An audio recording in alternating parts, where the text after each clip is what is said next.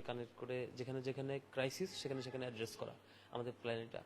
তার মধ্যে একটা বড় ক্রাইসিস আমাদের কাছে লক্ষণীয় হয়েছে, সেটি হচ্ছে ফার্স্ট এড ট্রেনিং না থাকা। ফলে একটা শিক্ষার্থী যদি কোনোভাবে আক্রান্ত হয় কোনো ছোট বা বড় রোগে বা ইমিডিয়েট কোনো ক্রাইসিসে, সেখানে তিনি কি রেসপন্স করবেন এটা অনেক সময় জানেন না, বরং ভুল রেসপন্স হয়ে যায়। সেদিক থেকে আমরা চিন্তা করেছি প্রত্যেকটা হলে এই ট্রেনিং আওতায় নিয়ে আসা। আজকে রোকেয়া হলে আমাদের এখানকার নারী শিক্ষার্থীরা হলের সক্ষমতা অনুযায়ী, মানে হল রুমের এই কনফারেন্স রুমের সক্ষমতা অনুযায়ী আজকে একটা সংখ্যককে ট্রেনিং দেওয়া হয়েছে। এভাবে প্রত্যেক হলে সাফল করে করে প্রত্যেক হলে আমরা চিন্তা করছি এটা সম্পন্ন করবো। এখানে এক্সপার্ট ডক্টররা এসে তাদের প্রাইমারি যেসব মানে শেখানো দরকার, হ্যাঁ ফিমেল হলে শেখানোর সময় কিছু অতিরিক্ত বিষয় অ্যাড হয়, আমাদের বোনদের স্বাস্থ্য সংক্রান্ত কিছু অতিরিক্ত বিষয় অ্যাড হয়, আর আর বাকিগুলো কমন ছাত্র হলেও অলমোস্ট।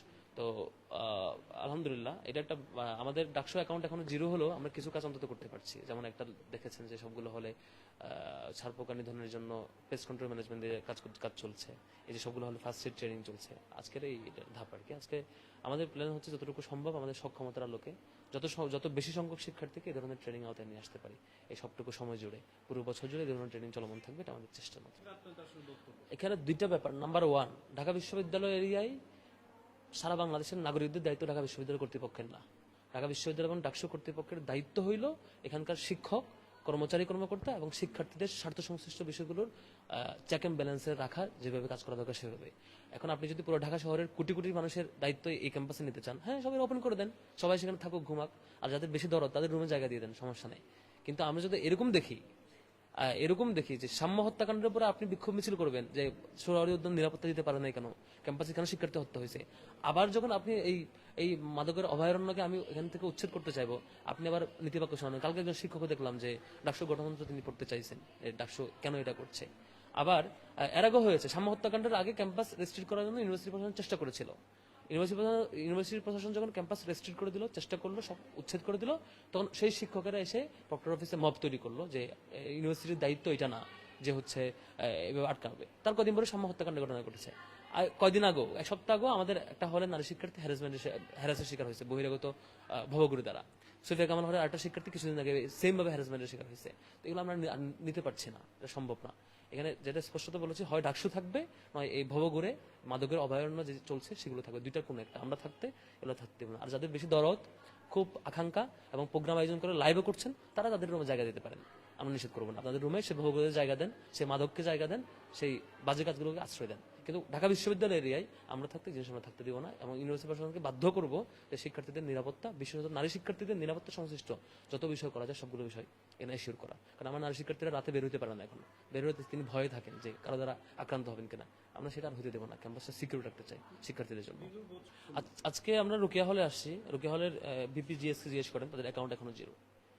কিন্তু আপনি হল ডিবেটিং ক্লাবকে জিজ্ঞেস করেন তাদের অ্যাকাউন্টে টাকা আছে কিনা, দেখবেন প্রত্যেকটা হলের ডিবেটিং ক্লাব এই বা টিএসসি কেন্দ্রিক ক্লাব সবগুলো অ্যাকাউন্টে টাকা আছে, সবগুলো অ্যাকাউন্টে পারিয়ার টাকা আসছে, তারা খরচ করছে।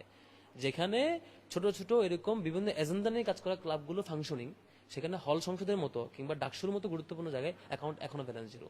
অথচ এগুলোর জন্য ইউনিভার্সিটি কর্তৃপক্ষ টাকাও দিয়েছে শিক্ষার্থীরা দীর্ঘদিন ধরে। বিশ্ববিদ্যালয় প্রশাসন এখনো কোনো টাকার হিসাব দেয় নাই।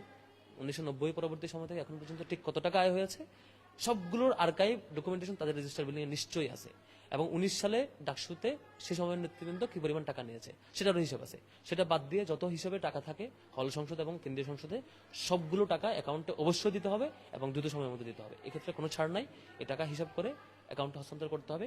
তারপর আমরা নির্বাচিত প্রতিনিধিরা কেমন করে খরচ করছে সেটা সিরিয়াসলি অডিট হবে, অডিট সিস্টেমের আওতায় চলে আসবে।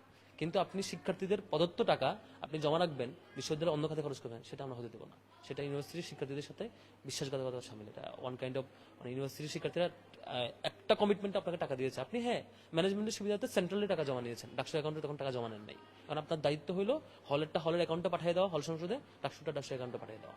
এটা এই দায়িত্ব ইউনিভার্সিটিকে দ্রুত পালন করতে হবে, নয়তো আমরা ইনফরমাল অ্যাকশনে যেতে হবে। ফর্মাল অ্যাকশন যথেষ্ট আমরা করেছি। হ্যাঁ, এখন পর্যন্ত দেখেন হল সংসদগুলো খোঁজ নেন, যেসব হল সংসদ অ্যালামনাই বা বাইরের সোর্সের কাজে লাগাতে পারছে তারা কিছুটা কাজ ক্ষুদ্র উদ্যোগ কাজ করতে পারছে। কিছু হল এমন আছে এখন কাজ শুরুই করতে পারে নাই হল সংসদ, কারণ তাকে ইউনিভার্সিটি প্রশাসন হেল্পই করে নাই। এবং বা আপনি দেখবেন যে বেশ কিছু হলে সেম ঘটনা ঘটছে। ডাকসুতেও সেম, আমরা এখন পর্যন্ত আমাদের এক্সটার্নাল রিসোর্সকে কাজে লাগিয়ে যেটুকু সম্ভব সক্ষমতার লোকে কাজে লাগিয়েছি। এটা আমাদের দায়িত্ব ছিল না, আমাদের দায়িত্ব এক্সটার্নাল রিসোর্স কাজে লাগানো না, আমাদের দায়িত্ব হচ্ছে ইউনিভার্সিটি প্রশাসনের রিসোর্সকে কাজে লাগিয়ে শিক্ষার্থীদের অধিকার নিশ্চিত করা। কিন্তু ব্যর্থতা হইলো ইউনিভার্সিটি আমাদেরকে হেল্প করে না, বরং আমরা শুনতে পাচ্ছি তাদের কেউ যৌথভাবে মিটিং করার সিদ্ধান্ত নিচ্ছে ডাকসুকে কিভাবে মেলফাংশনিং করা যায় সেভাবে তারা সিন্ডিকেটেড প্ল্যান করছে। এই প্ল্যান আমরা সফল হতে দেবো না। শিক্ষার্থীদের কমিটমেন্ট আমরা রক্ষা করবো ইনশাল্লাহ। যে কোনো মূল্যে না, এটা প্রক্টর সিকিউরিটির দায়িত্ব, প্রক্টর ডিসিপ্লিনের দায়িত্বে, স্টেট অফিস হচ্ছে আপনার শৃঙ্খলার সিকিউরিটির দায়িত্বে। আমি বলছি রেজিস্টার বিল্ডিং থেকে যেসব ট্রেজারের সহ যেসব সোর্স থেকে আসা দরকার, হল সংসদের প্রবোস থেকে সাপোর্ট আসা দরকার, সবগুলো হল সংসদের এবং হলের ভালো রিপোর্ট না আর কি। অল্প কয়েকটা হলে কিছুটা সাপোর্ট পাচ্ছে, বেশিরভাগ হলে আমার মনে হয় কোনো হলে অ্যাকাউন্টে এখন 1 টাকাও আসে না হল সংসদে, এখন পর্যন্ত আর্থিক কোনো সাপোর্টই আমরা পাইনি। তাহলে এটা চলবে কেমনে? এটার কোনো একটা সমাধান নিশ্চয় দ্রুত করতে হবে, না করলে শিক্ষার্থীরা এটা বসে থাকবে না আর কি। এটা ফার্দার সিরিয়াস সেকশনে যেতে হবে আমাদের তখন। Thank you.